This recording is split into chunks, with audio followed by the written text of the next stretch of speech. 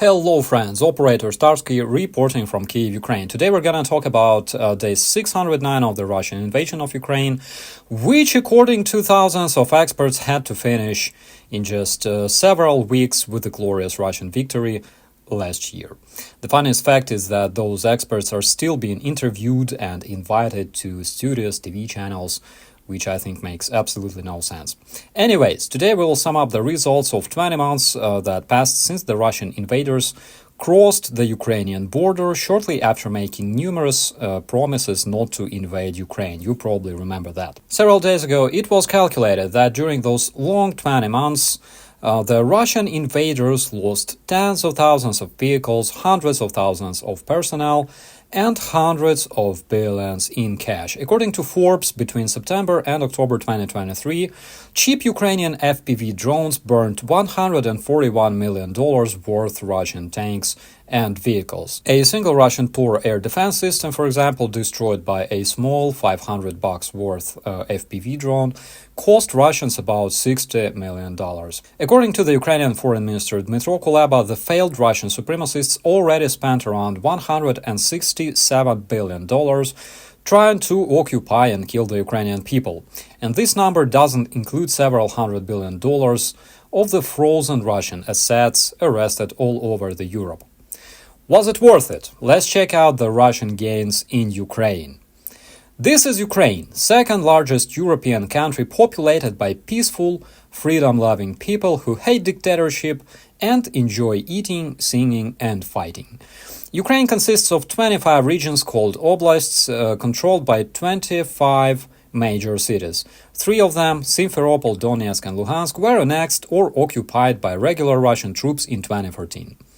In the times when Russia couldn't openly talk about its troops, illegally deployed in a foreign country, and only had to use smaller terrorist groups the size of a battalion. Let's check out how many Ukrainian major cities were taken by the whole mighty Russian army fighting in Ukraine for the recent 609 days.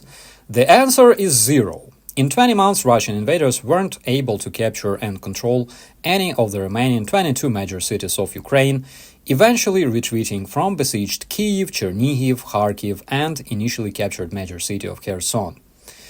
Despite all the bullshit produced by the Russian propaganda, Maryinka and Bakhmut were not major cities. Combined population of those two cities is approximately equal to the number of people living here in this part of Kyiv. The main reason everybody talked about Maryinka and Bakhmut so much in the media was because the Russian invaders spent months and lost tens of thousands of Russians, including several generals, trying to capture these two cities that weren't even major cities. But nonetheless, this is how Maryinka and Bakhmut look like in the eyes of the brainwashed degenerates. The reality is a bit different, though. In the past 12 months, the Russian terrorists launched roughly 300 missiles and 400 Iranian kamikaze drones towards the capital of Ukraine, Kyiv. Imagine 700 aerial objects carrying tons of explosives flying towards your city. Kyiv survived, despite numerous blackouts and shortages, because thousands of so-called invincibility points were organized all over Ukraine to protect civilians from cold. In Ukraine, the Russian terrorists lost the biggest number of generals since the times of the World War II. There's also a bunch of them still expecting confirmation. And because of the failed initial attack on Ukraine, Putin, also known as Huilo, had to mobilize approximately 300,000 Russians, as well as old Soviet vehicles and tanks like BTR-50 and T-52, since most of their modern vehicles and crews and almost 300,000 personnel went straight to the destination fucked. Economically and industrially, the terrorist federation barely copes with the Ukrainian army, supported by the whole civilized world. But what about the Russian population? The Russian population is roughly 4 times larger than the population of Ukraine.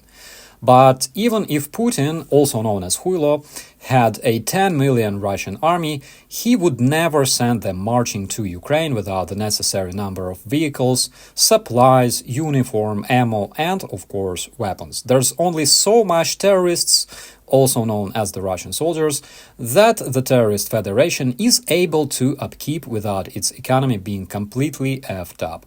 And the total mobilization is as much feared by the Russian regime as it is feared by the whole Russian population.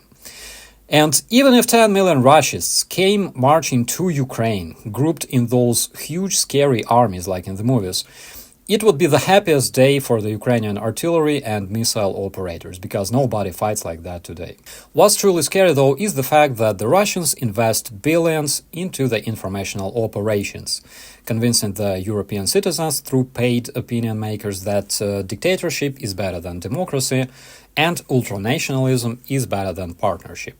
Because it's not about safety of your country anymore, it's about the integrity of the whole civilized world, despised and hated by Kremlin. The biggest enemy of the Russian international terrorism is this incredible unity between the democratic countries that rely on each other in terms of defense and trade.